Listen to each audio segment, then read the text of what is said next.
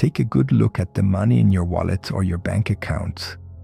You wake up early, sacrifice your time, your health, and the best years of your life for it.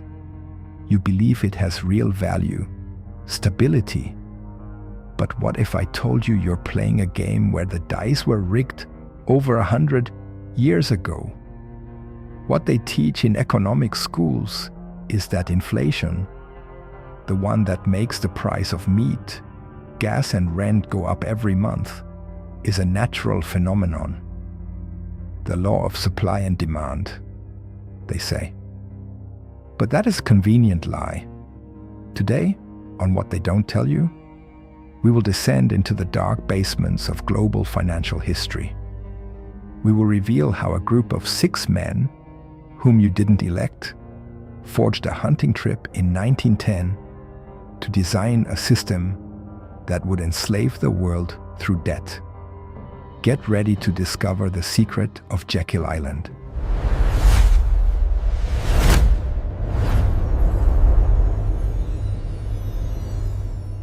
To understand the perfect heist, you need to understand desperation.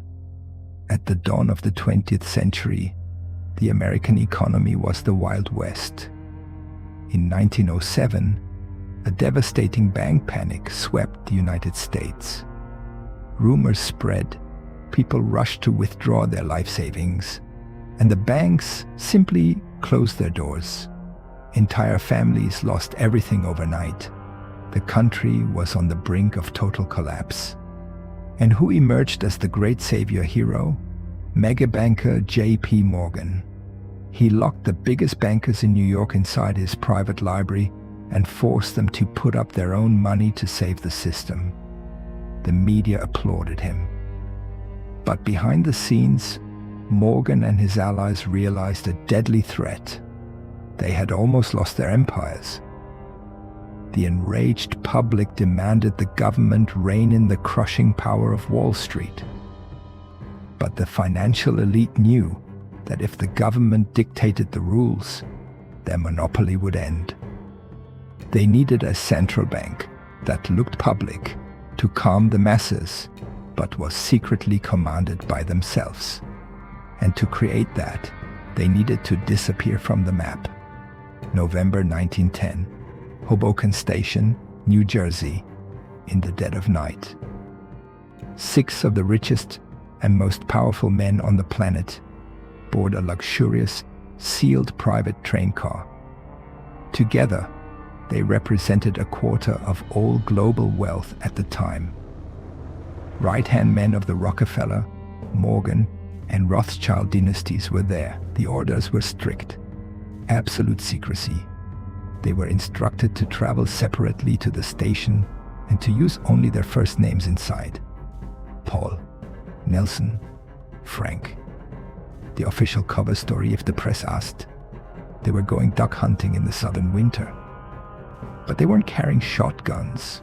They were carrying draft legislation and leather briefcases locked with codes. The destination? A hyper-exclusive club on the coast of Georgia, bought by J.P. Morgan, Jekyll Island. For 9 days, they locked themselves on the island.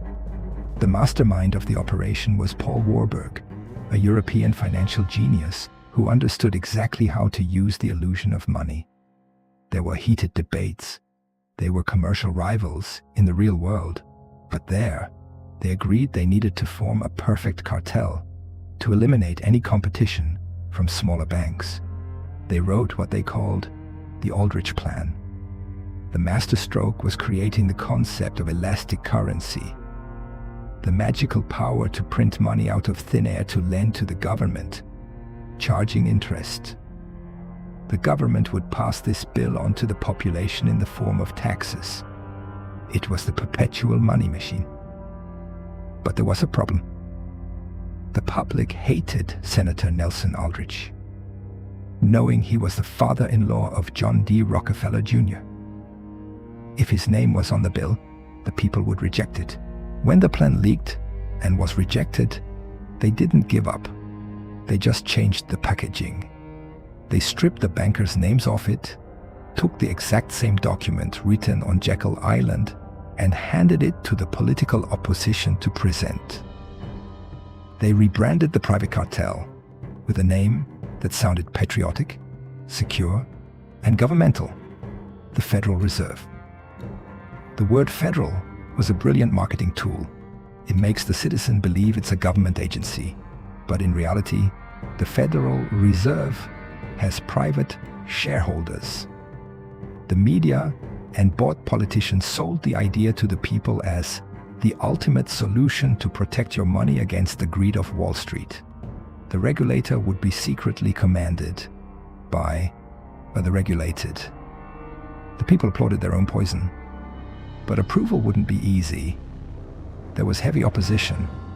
Curiously, 3 of the wealthiest and most influential men who publicly opposed the creation of the Federal Reserve, believing it would destroy the economy, were John Jacob Astor, Benjamin Guggenheim, and Isidor Straus. What happened to them?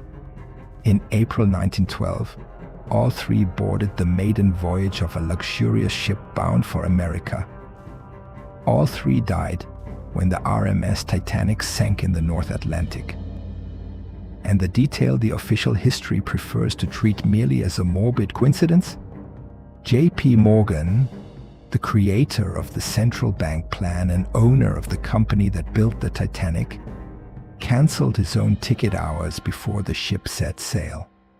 With the main financial opposition sunk at the bottom of the ocean, the path was clear.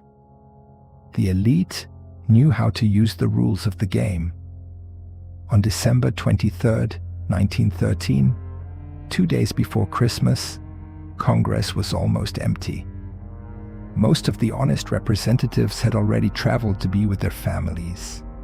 Without the opposition present, the law was forced through and voted on in the dead of night. President Woodrow Wilson signed the bill.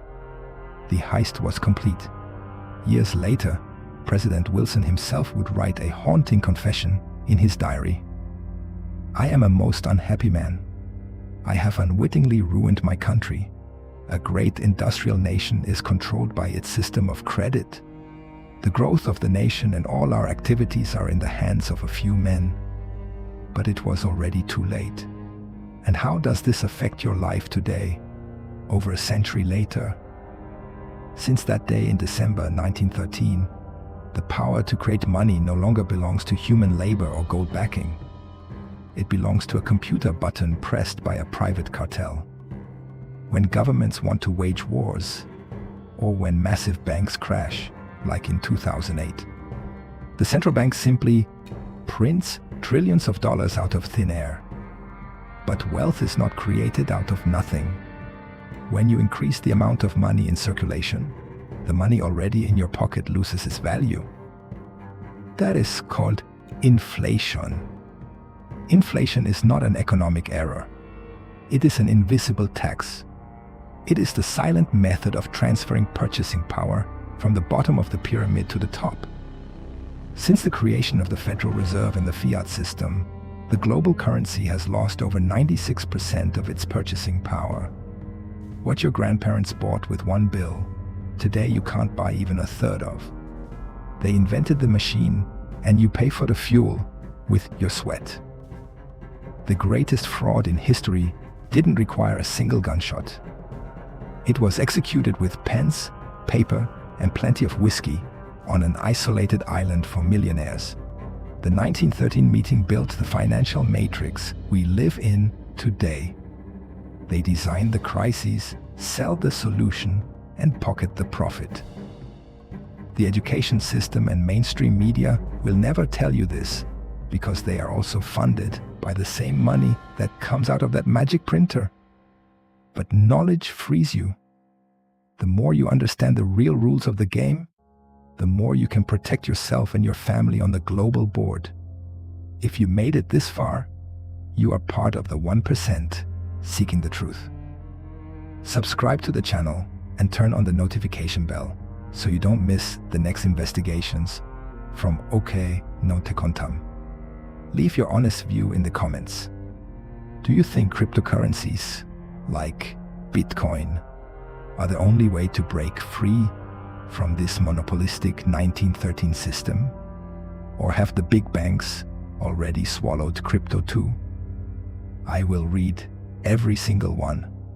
See you in the next video.